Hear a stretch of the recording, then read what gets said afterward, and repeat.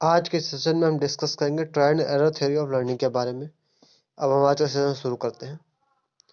सबसे पहला introduction. This theory was proposed by Edward Lee Thorndike.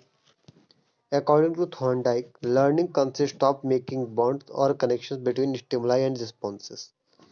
These bonds are made in the nervous system. हमारा जो trial and error theory of learning थी, ये हमारा Edward Lee Thorndike ने दिया था। ठीक है, एडवर्ड ली थॉर्नडाइक के अकॉर्डिंग जो हमारा लर्निंग प्रोसेस होता है, इसका मेनली हमारा मतलब होता है मेकिंग बॉन्ड्स और connections between the responses and stimuli. ठीक है, तो ये हमारा जो बॉन्ड बनता है हमारे नर्वस सिस्टम में बनता है। ठीक, लर्निंग एडवर्ड थॉर्नडाइक के अकॉर्डिंग लर्निंग क्या है, उसकी डेफिनेशन देखते हैं। According to Thorndike, learning is nothing but the stamping in of the correct responses and stamping out of the incorrect responses through trial and error. Learning मतलब Thorndike के according learning का मतलब था stamping in of the correct responses, stamping out of the incorrect responses through trial and error. ठीक है, ये हमारा learning की डेफिनेशन है थॉर्नडाइक के अकॉर्डिंग। अगला हम देखते हैं एक्सपेरिमेंट। हमारा थॉर्नडाइक ने एक एक्सपेरिमेंट कंडक्ट किया था अपनी रिसर्च को प्रूफ करने के लिए कि लर्निंग हमारा, जो उन्होंने डेफिनेशन दी कि हमारा लर्निंग का मतलब होता है stamping in of correct responses, stamping out of incorrect responses through time, उसको प्रूफ करने के लिए उन्होंने एक्सपेरिमेंट कर दिया था। A hungry cat was placed in a box. There was only one door for exit which could be opened by correctly manipulating a latch. उन्होंने क्या किया, एक कैट को लिया, उसको एक बॉक्स में पैक कर दिया। उस बॉक्स को ओपन करने के लिए एक डोर प्रेजेंट था। उस डोर को ओपन करने के लिए उन्होंने बॉक्स के अंदर एक स्विच या लैच या कोई भी एक पैडल दिया था, जिसको प्रेस करते ही हमारा बॉक्स खुल जाएगा। ठीक है, a fish was placed outside the box which worked as a strong motive for the cat to come out of the box. उसके बाद उन्होंने जब कैट को रख दिया अंदर, उसके बाद उन्होंने उस बॉक्स के बाहर एक फिश रख दी, उसको एज अ मोटिव, ताकि कैट जो मोटिवेट हो उसको खाने के लिए बाहर आने की कोशिश करेगी। Consequently, the cat made a number of random movements.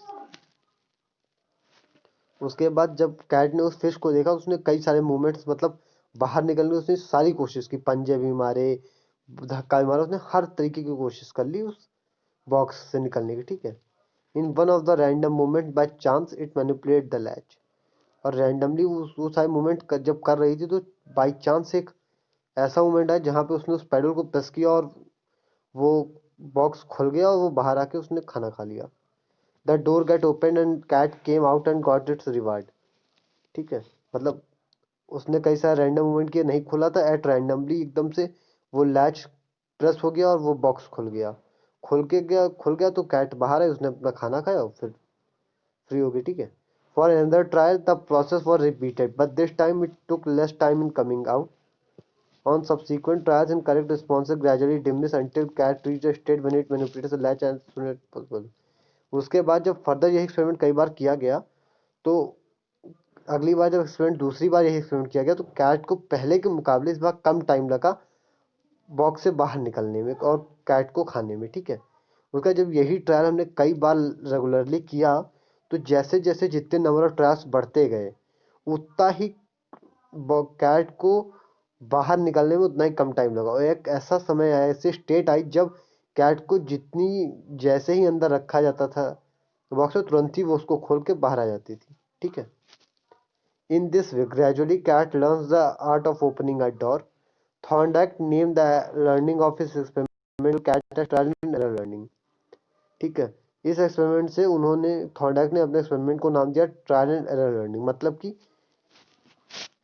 चीज़ों को ट्राई करना और एरर एरर होने पे उन्हें हटा देना। ठीक है, ट्रायल एंड एरर, ट्राई करना, एरर गलती होने पर हटा देना। ठीक है, ये हमारा ट्रायल एंड एरर लर्निंग था।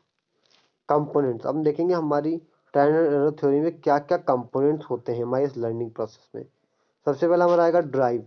It is a tension state resulting from needs. Here drive was hunger.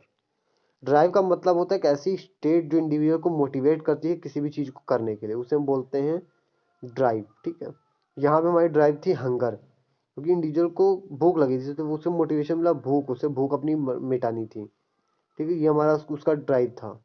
Goal, it is causal factor for activity, here getting food by getting out is goal. Goal का मतलब एक target जिसको fulfil करना है। यहाँ पे target था box से बाहर आके फिश को खाना, ठीक है। Barrier, cat close in box. Barrier का मतलब वो फैक्टर्स जो उसको प्रिवेंट करेंगे अपने गोल को अचीव करने में, ठीक है। जो यहाँ पे था, वो कैट को बॉक्स में पैक कर दिया गया था जो कि सिर्फ और सिर्फ लैच को प्रेस करने पे भी ओपन होता था, ठीक है। अगला आएगा random attempt to overcome barrier. Cat has made various movement to get out of the. Random attempt का मतलब कैट ने बाहर आने के लिए बॉक्स से कई सारे रैंडम अटेम्प्ट किए, ठीक है। अगला आएगा chance success. As a result by random movement cat by chance succeeded in opening door. Chance success का मतलब है कि कैट रैंडम मूवमेंट करते रहते रैंडमली उसका जो डोर है वो ओपन हो गया, और जैसे जैसे उसको जितनी बार एक्सपेरिमेंट किया गया, धीमे धीमे करके उसका जो चांस था सक्सेस होने का वो इंक्रीज होता गया, और बहुत कम टाइम लगने लगा कैट को बाहर निकलने में बॉक्स से, ठीक। अगला आएगा selection of correct responses. Cat select the correct response from random movements. Selection of correct response मतलब कैट वहाँ पे जो रैंडम मूवमेंट करती है, रैंडम मूवमेंट से करेक्ट रिस्पॉन्स जिसकी वजह से बॉक्स ओपन होता है उसको सेलेक्ट करना। अगला आएगा fixation of correct response.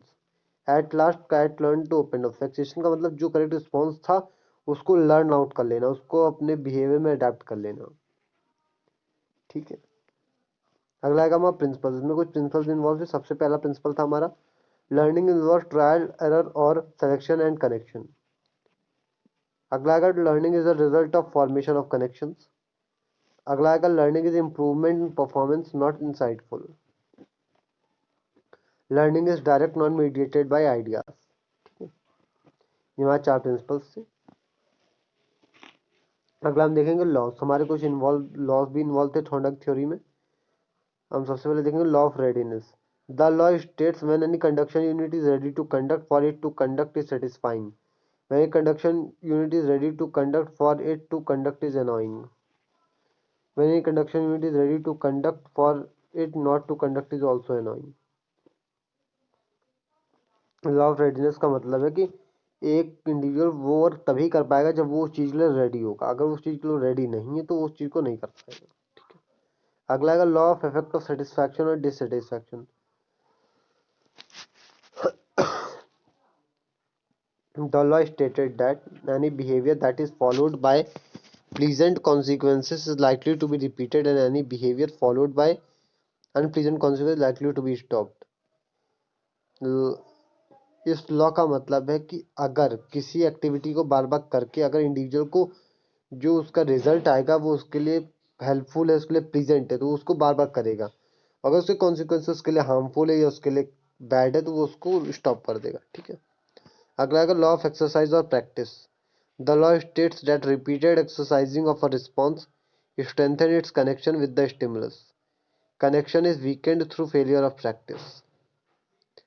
Law of exercise का मतलब है ये लॉ स्टेट करता है कि मतलब जो रिस्पॉन्स सही है उसको बार बार रिपीट करते रहना एक बहुत हेल्पफुल मेथड है चीज़ों को लर्न करने का, ठीक है। अगला आएगा law of multiple responses. Law of multiple responses.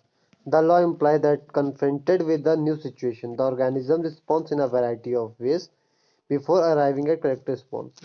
Law of multiple responses का मतलब है कि इंडिविजुअल को अगर किसी नई सिचुएशन से कन्फ्रंट किया जाता है तो उस सिचुएशन से बाहर निकलने के लिए इंडिविजुअल बहुत सारे रैंडम मूवमेंट्स करता है, लेकिन करेक्ट रिस्पॉन्स उसे कहीं रैंडम मूवमेंट्स को अप्लाई करने के बाद मिलता है, ठीक है।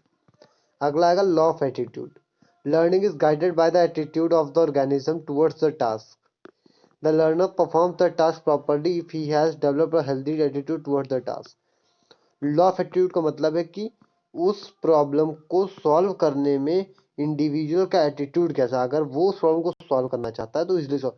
जैसे कि एक स्टूडेंट है, अगर वो सिर्फ पास होने के लिए पढ़ रहा है उसकी एटीट्यूड अलग है, एक स्टूडेंट नॉलेज के लिए पढ़ रहा है उसका एटीट्यूड अलग है, ठीक है। Law of analogy. An individual response to a new situation on the basis of the responses made by him in similar situation in the past, that is the organism make response by analogy. हमारा last law आएगा law of associative shifting.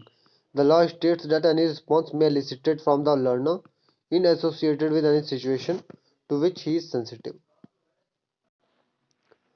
Law of associative shifting का मतलब है कि कोई भी response जो individual ने देखा है वो सिचुएशंस में शिफ्ट हो सकता है, ठीक है, मतलब हम लर्न अप्लाई कर सकते हैं अपनी लर्निंग को। एजुकेशनल इम्प्लीकेशंस में हमारा आएगा motivation is very important in teaching learning process. अगला, learning should be made purposeful and goal directed. Theory stresses the importance of mental readiness, meaningful practice and incentives in learning process. Last हमारा आएगा repeated knowledge gain in class. तो आज का session यहीं पे end करते हैं। Thank you.